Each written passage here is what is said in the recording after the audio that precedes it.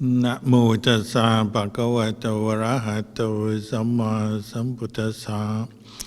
Na mô tassa bhagavato arahato samma sambuddhassa.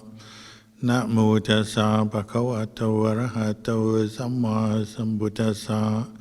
Buddhaṃ dhammang sanghaṃ namasami.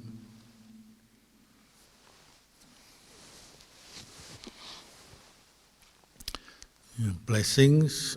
Good evening from Melbourne, midwinter.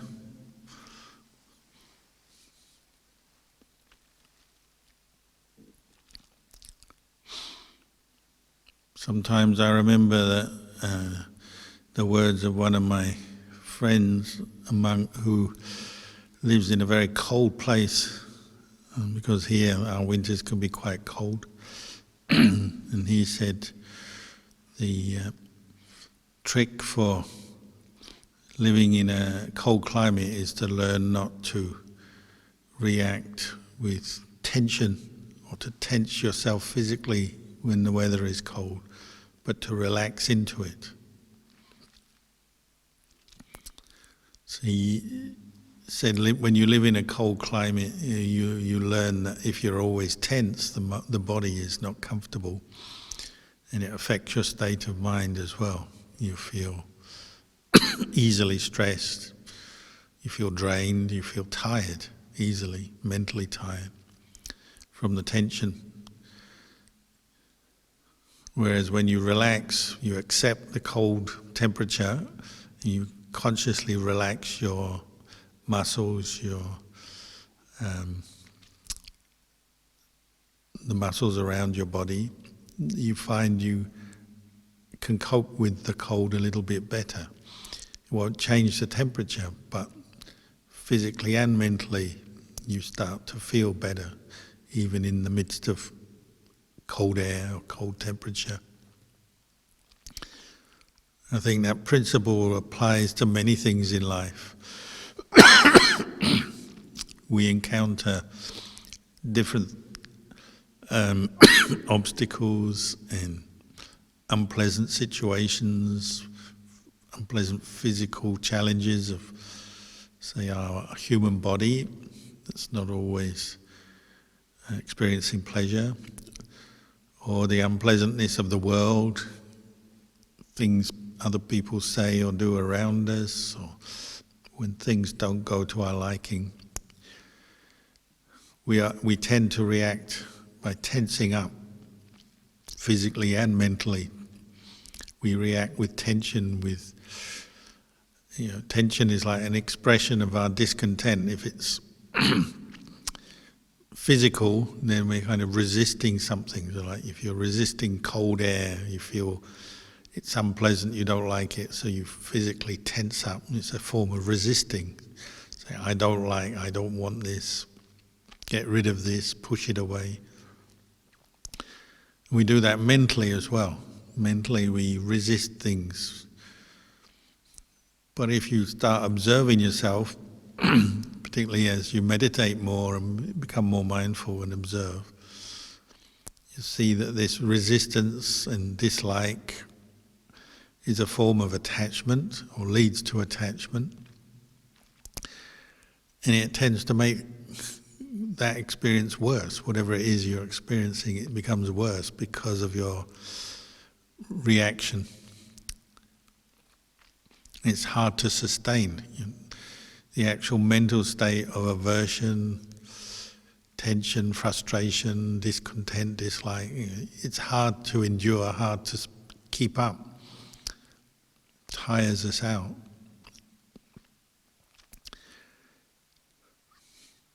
So one of the things you learn through meditation is how to relax into even the unpleasant sometimes. How to have a more accepting attitude towards the pains and stresses of a body, the physical body that's aging or ill, and the unpleasant thoughts or mental states that can arise, stimulated by different situations. How to respond to them wisely and well with a sense of relaxation rather than buying into or getting caught into the aversion. Partly this is something you just have to practice. You notice when you meditate, if you're feeling pain in the body, if you keep responding or reacting with aversion, after a while you just can't continue your meditation, it's too unpleasant. Or if you have a painful memory or you're thinking about something that makes you unhappy, after a while you can't stay with that for very long. You'll probably give up your meditation. And we do this all the time in life, except for we often don't notice because we've got means to escape temporarily from the unpleasantness of our reaction. So we look for distractions and entertainments and other things to think about or experience when we're caught into aversion. So we never actually observe closely what's going on and how to get away from it. We tend to just react again, react from the aversion by seeking pleasure or distraction. But we don't actually learn from the experience. The whole thing tends to repeat itself over and over again in life. It may even become worse, more intense over time through habit. When we're not mindful, not observant, our habits often become more deeply ingrained in our consciousness and in the way we relate to the world.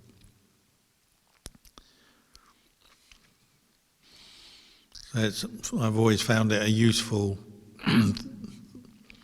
reflection to look for how I can be more relaxed, even at times when there's some discomfort. Like now, when I have a cough, perhaps, or when you have physical pain or mental discontent, how can you be more at peace with that? Because if it's something that's come into your consciousness, into your experience, and you can't get rid of it, just wanting to get rid of it will actually make the whole thing worse, won't it? So learning to be more patient and aware and relax into whatever's coming up into your experience is one aspect of meditation that you learn, and it can be the way you get to quick results. You quickly experience more peace of mind, more wholesome, skillful states of mind, because you're being more patient even with the unpleasant. Where does the patience come from? Well, partly it'll come from practice of goodwill and compassion. You notice if you consciously bring up a thought of well-wishing for yourself as you're meditating and feel some pain, already puts you in a better state of mind to deal with that painful feeling or the unpleasant negative state of mind that's come up. Rather than having to just run away from it, you consciously develop a thought of well-wishing towards yourself, towards the painful feeling, towards yourself, and it helps you to be with it and cope with it better. And especially if it's something you can't actually get away from very easily, well, better to learn how to be at peace with it or be with it peacefully rather than run away or be caught up into the frustration.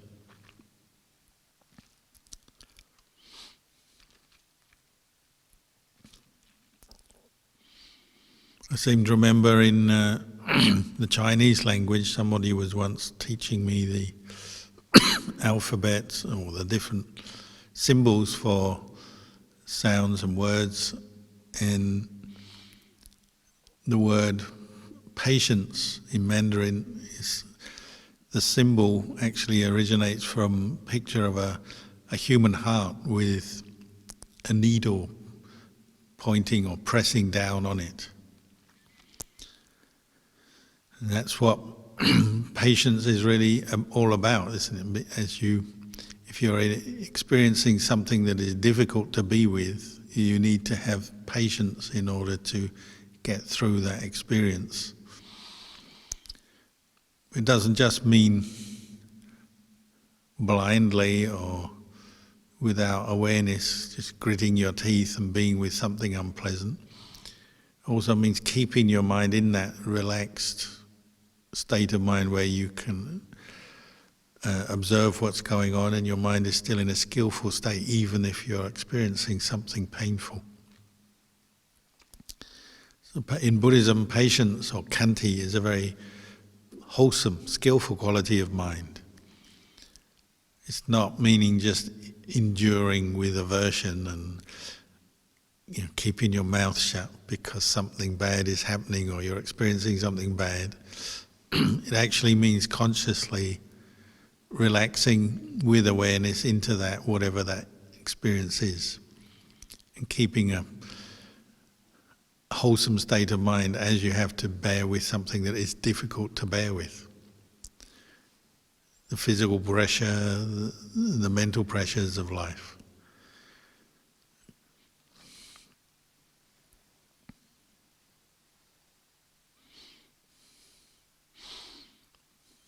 Another thing you notice when we do experience some of the difficulties of life, the pain, the unpleasantness, there's that feeling of things weighing down on us.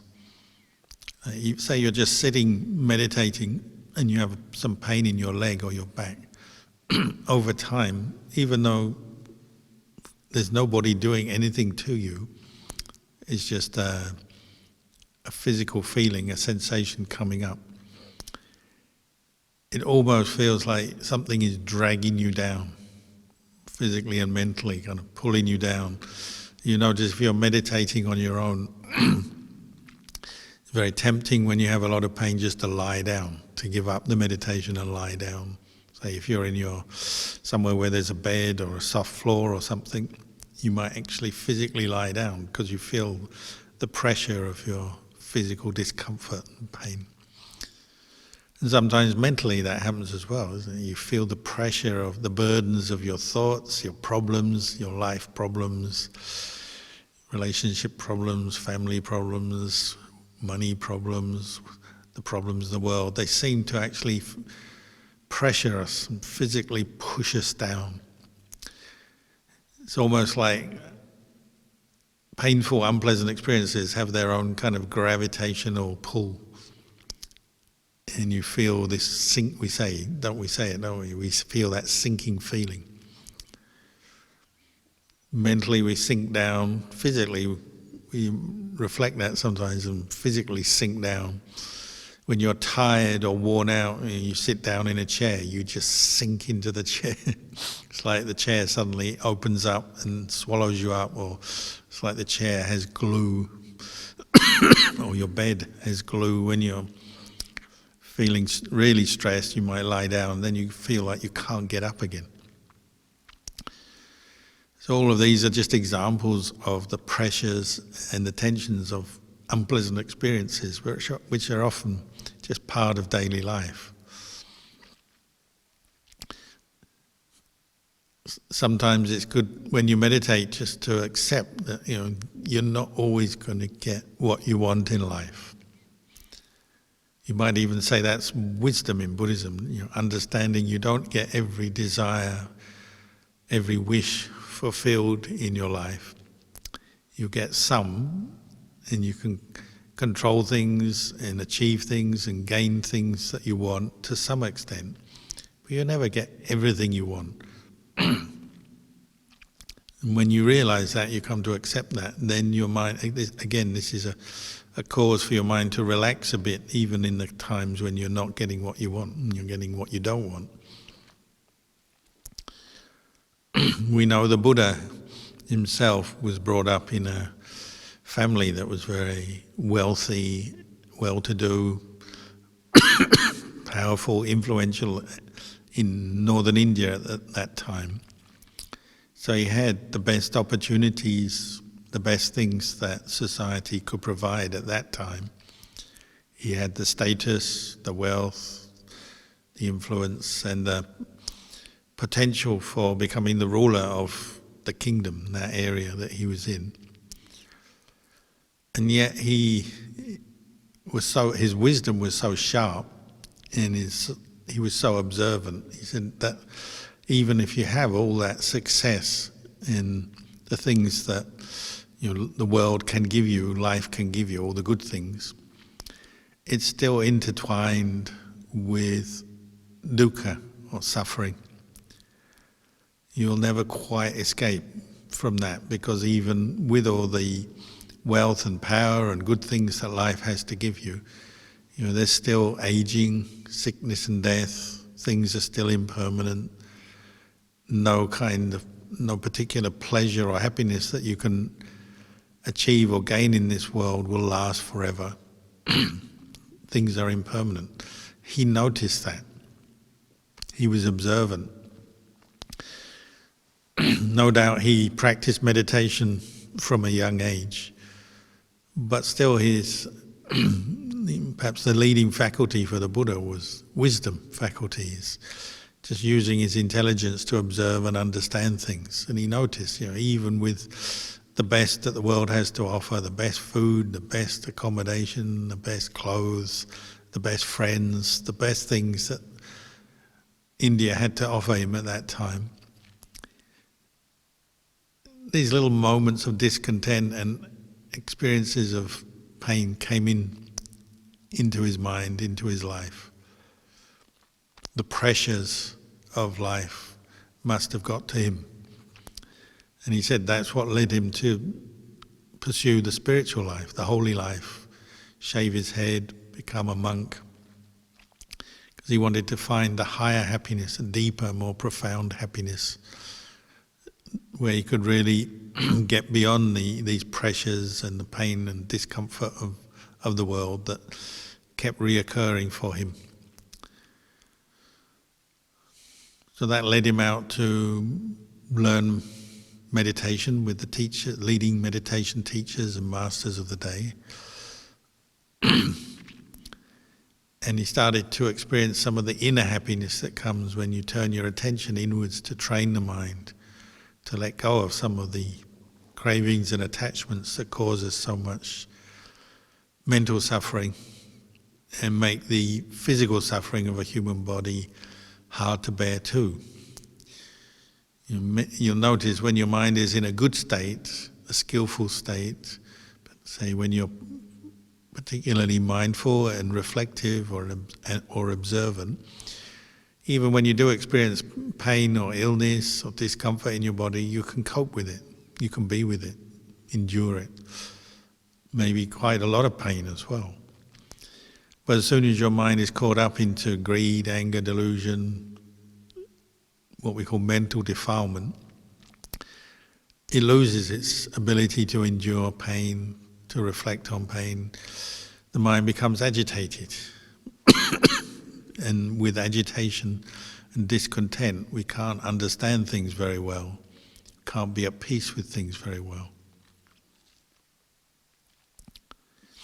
So the Buddha started to notice that. That's why he sought out teachers to learn how to meditate, and he wanted to train his mind, because he realized, he still had a lot of the causes for suffering were still in his mind. They couldn't be eradicated simply by, say, material comfort or the pleasures and the successes of the world that we spend so much time seeking out. You might say the Buddha learnt that the world is an imperfect place and it can never truly satisfy us. Material wealth alone, material comfort, success in worldly terms, power, fame and fortune are not enough to get rid of the unpleasant side of life. All they can do is maybe cover it over or temporarily seduce us, delude us, make us feel everything's all right for a while, but then some of the suffering of aging, sickness and death will come back. So he wanted to find something completely beyond that, completely outside of that. Perhaps he was fortunate because in India, particularly in India in those days and even today, being a very spiritual country, there was a great belief in higher or more profound kinds of happiness outside the normal cycles of aging, sickness and death, and normal cycles of humans' kind of discomfort and discontent. People had a great faith and belief that there was such a happiness, even if they hadn't personally experienced it yet.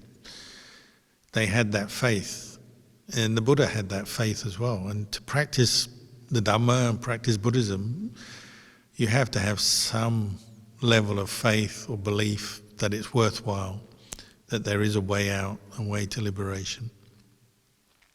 Otherwise, why do it? So the Buddha was contemplating this. He was contemplating that, having a human body, even with the best of everything, and the kind of the freedoms that money can buy and the pleasures that money can buy, you can't completely escape from dukkha, from suffering, pain, discomfort. There has to be another way. So he pursued the way of training the mind, cultivating wholesome dhammas, skillful dhammas, practice of dana, generosity, sila, morality, and then bhavana, meditation. This is what he found. Later, when he became a fully awakened Buddha, this is what he described as the way out of the suffering of aging, sickness and death. He said, we'll cultivate these qualities, what we now call the Noble Eightfold Path. Developing awareness, developing understanding, right view. This is essential if you're going to free your mind from the pain and suffering of attachment.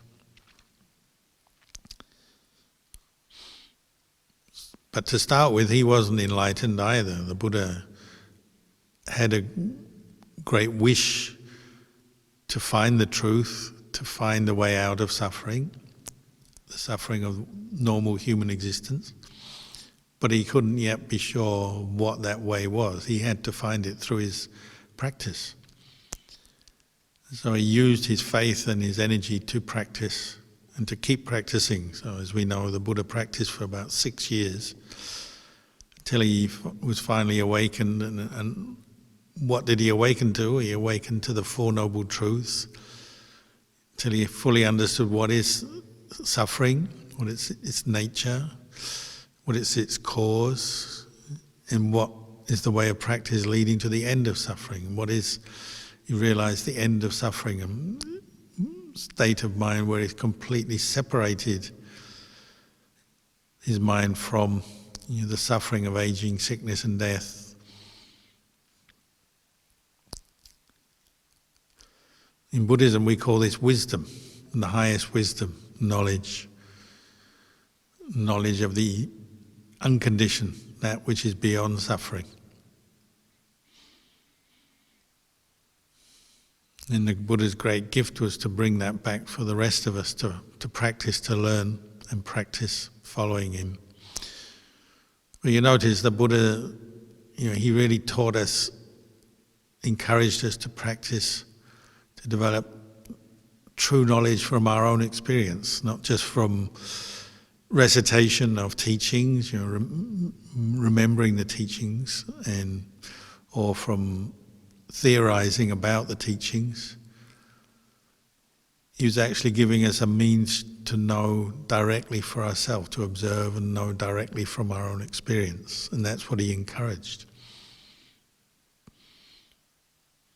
That's where you need the patience to bear with the difficulties and the challenges and the pain and the discontent, because if you're going to know these things as suffering and then go beyond them, we have to be quite strong and quite patient in ourselves, and then to really learn and observe the way things are, rather than always run away. So part of the cultivation of the path of meditation is learning, not to run away. Develop the mindfulness, the patience, the effort, and this ability just to observe the way things are rather than react and run away from unpleasant things we don't like. So the Buddha always talked about learning to reflect on things, to see the true nature of things. So even to see the unpleasant mental states we get caught into: greed, anger, delusion, jealousy, worry, frustrations, discontent of different kinds. All the kinds of mental states we try to cover over and get away from. The Buddha actually encouraged us just to look at them and see them for what they are. And they're temporary sankharas, temporary conditions of mind, mental states that arise and pass away, have that nature. To observe some mental agitation arise and pass away, you have to have the patience, the effort, the mindfulness to do that, to stick with it, not to run away, not to lie down and go to sleep, not to give up, not to go into distraction, fantasy, not to seek out entertainments and comforts, but actually to face things, to observe things as they are. So much of practice of meditation in the Buddhist path is like repeated practice in order to make the mind stronger, just like developing the muscles of your body through repeated exercise, repeating the practice of meditation to make mindfulness and insight strong, clear, so you're not deluded by different states of agitation. You can just know them. Oh, this is the way it is. It's like this. It arises, it passes away. To the point where you're not confused or doubting that. You notice when your mind is particularly peaceful, it will be because of the presence of mindfulness, and you're able to see thoughts as just mental states, sankharas that arise, pass away, don't have a lot of weight to them. They can't put a lot of pressure on your mind. If you can see something as temporary, it doesn't really pressure you or bother you too much. You just know, oh, it's just this mood, this state of mind, this thought. In order to do that, to get to that point, you have to train yourself over and over again. Train in the meditation and the mindfulness. Train in observing yourself. And sometimes even the most overwhelming states of unpleasantness in the mind that we can experience, there's still the chance to see them as temporary states of mind that come and go. The griefs, the sadnesses of life, when there's failure or there's loss of a loved one or loss of something dear to us, when things don't go our way or we separate from the people we love and like, all the things we might associate with the great traumas and unhappinesses of life, even then, ultimately, they're temporary, aren't they? They arise, they pass away.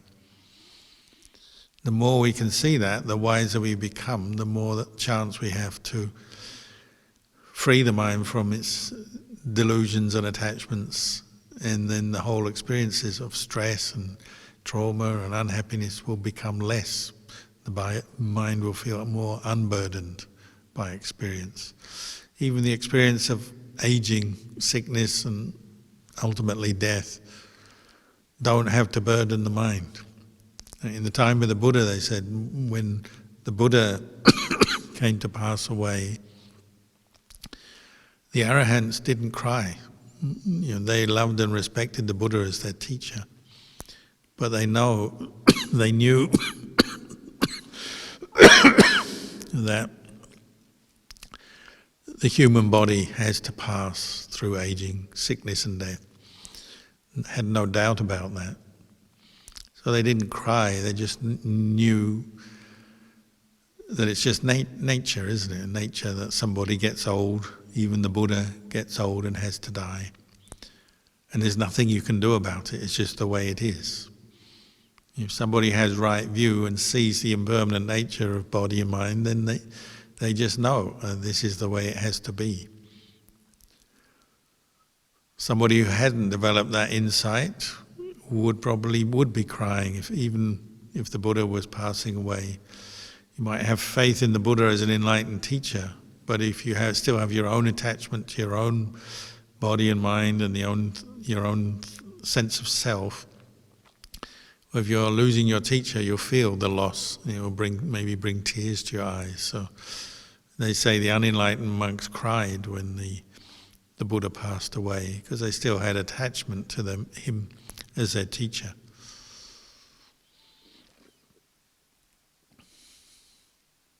But the arahant doesn't have to experience that sadness anymore because their mind is in line with the truth. They know everything is impermanent. Whatever arises must pass away too.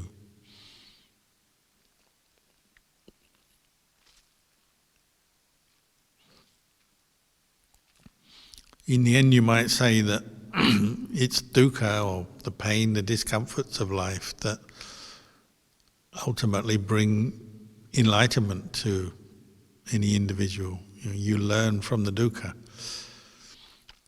Sukha comes along as well as you practice, but it's the dukkha that's always reminding you that you need to keep practicing, to go further. If you only experienced happiness and pleasure all day long, well, you might be enlightened. You might not need to practice anymore. But because we do experience dukkha, well, that's always a kind of motivation to keep practicing, to keep learning and to keep seeing where we're attached, to where this dukkha comes from.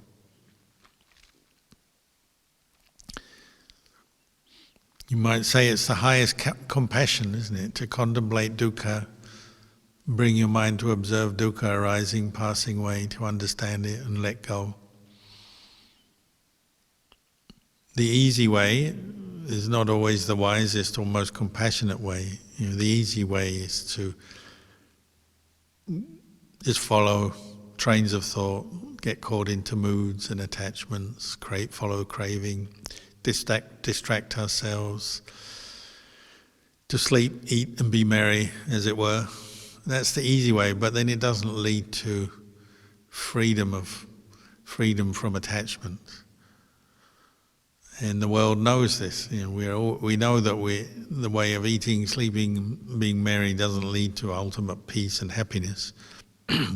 But we tend not to go any further than that, looking for anything, not like the Buddha, who was willing to go out into the forest and practice until he was fully awakened. Most people are not ready to do that, so they kind of accept a second best, won't they? Accept, well, I can attain this much happiness in life, it's good enough for me, but they're still bothered by suffering, pressured by suffering, and when they die, maybe still have a lot of suffering in the mind. The Buddha actually exhorted us or encouraged us to keep practicing on and on, not to give in to that sense of contentment or accept second best or just accept the pleasures of the world as a form of distraction. He encouraged us to keep looking, keep observing, keep searching for the higher path, the path of the mind, training the mind to be free from attachment.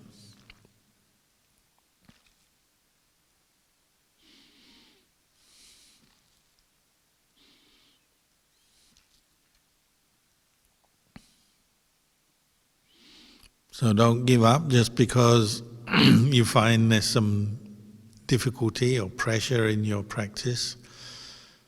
Try and take that as food for thought, food for contemplation.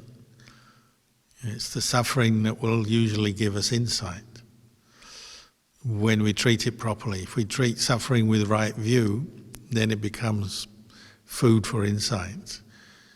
We can look, where does the suffering come from? What lies behind it? The craving, the attachment. What do I need to do? Need to abandon that. Need to recognize it, recognize the attachment, and then let go.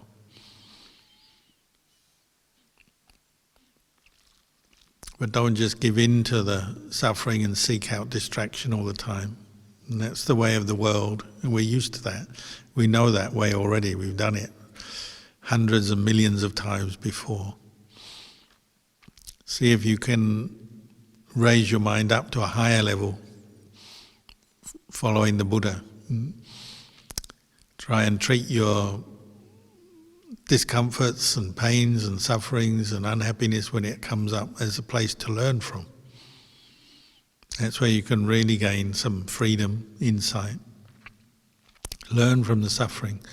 Learn from the pain in your body. Learn from the unhappy thoughts and mental states that come up. See if you can see them all as impermanent, as not self.